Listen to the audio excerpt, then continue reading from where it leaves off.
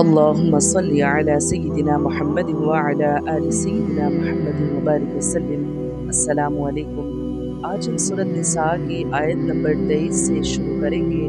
حرمت علیکم امہاتکم وبناتکم واخواتکم وعماتکم وخالاتکم وبنات الاخ وبنات الاخت وامہاتکم اللاتی ارضعناکم واخواتکم من الرضاعة وأمهات نسائكم وربائبكم اللاتي في حجوركم من نسائكم اللاتي دخلتم بهن فإن لم تكونوا دخلتم بهن فلا جناح عليكم وخلائل أبنائكم الذي من أصلابكم وأن تجمعوا بين الأختين إلا ما قد سلف إن الله كان غفورا رحيما۔ حرام کی گئی ہے تم پر تمہاری مائیں اور تمہاری لڑکیاں اور تمہاری بہنیں، تمہاری پھوپھیاں اور تمہاری خالائیں اور بھائی کی لڑکیاں اور بہن کی لڑکیاں اور تمہاری وہ مائیں جنہوں نے تمہیں دودھ پلایا ہو اور تمہاری دودھ شریک بہنیں اور تمہاری ساس اور تمہاری وہ پرورش کردہ لڑکیاں جو تمہاری گود میں ہوں، تمہاری ان عورتوں سے جن سے تم تحول کر چکے ہو۔ ہاں، اگر تم نے ان سے مباشرت نہ کی تو تم پر کوئی گناہ نہیں، اور تمہارے سلبی سگے بیٹوں کی بیویاں اور تمہارا 2 بہنوں کا جمع کرنا، ہاں جو گزر چکا سو گزر چکا، یقیناً اللہ تعالیٰ بخشنے والا مہربان ہے۔ سوتیلی بیٹیاں چونکہ عام طور پر انسان کے زیر پرورش ہوتی ہیں، اسی لیے یہ الفاظ استعمال کیے گئے ہیں، ورنہ اگر کوئی سوتیلی بیٹی زیر پرورش نہ بھی ہو تو بھی وہ حرام ہے۔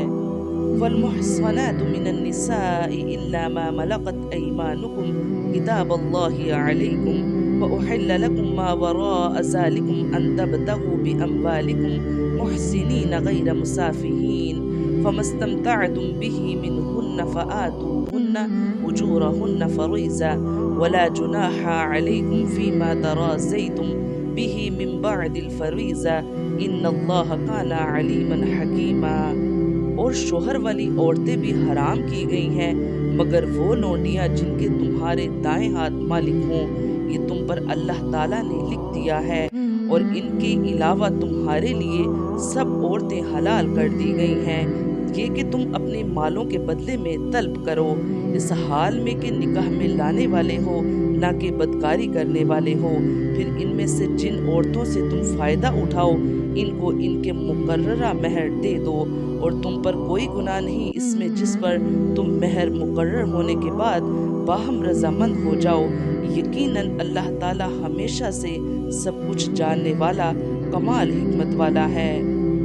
وَمَن لَّمْ يَسْتَطِعْ مِنكُمْ طَوْلًا أَن يَنكِحَ الْمُحْصَنَاتِ الْمُؤْمِنَاتِ فَمِمَّا مَلَكَتْ أَيْمَانُكُم مِّن فَتَيَاتِكُمُ الْمُؤْمِنَاتِ وَاللَّهُ أَعْلَمُ بِإِيمَانِكُم بَعْضُكُم مِّن بَعْضٍ فَانكِحُوهُنَّ بِإِذْنِ أَهْلِهِنَّ وَآتُوهُنَّ أُجُورَهُنَّ بِالْمَعْرُوفِ مُحْصَنَاتٍ غَيْرَ مُسَافِحَاتٍ وَلَا مُتَّخِذَاتِ أَخْدَانٍ فَإِذَا أُحْسِنَّ فَإِنْ آتَيْنَ بِفَاحِشَةٍ فَعَلَيْهِنَّ نِصْفُ مَا عَلَى الْمُحْصَنَاتِ مِنَ الْعَذَابِ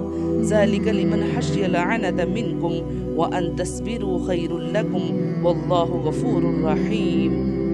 اور تم میں سے جو کوئی مالی لحاظ سے استطاعت نہ رکھتا ہو کہ وہ آزاد مومن عورتوں سے نکاح کرے تو مومن لونڈیوں میں سے کسی سے نکاح کر لے جن کے مالک تمہارے دائیں ہاتھ ہوں، اور اللہ تعالیٰ تمہارے ایمان کو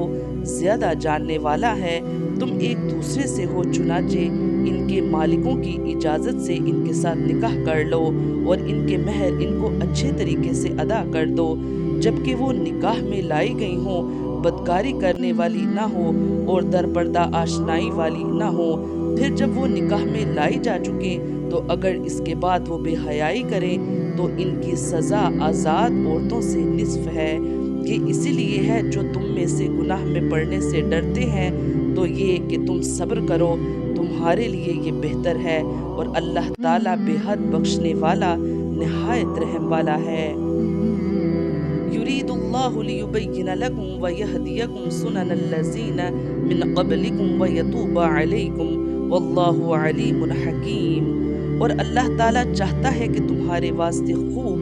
کھول کر بیان کرے اور تمہیں تم سے پہلے کے نیک لوگوں کی راہ پر چلائے اور تمہاری توبہ قبول کرے، اور اللہ تعالیٰ جاننے والا، حکمت والا ہے۔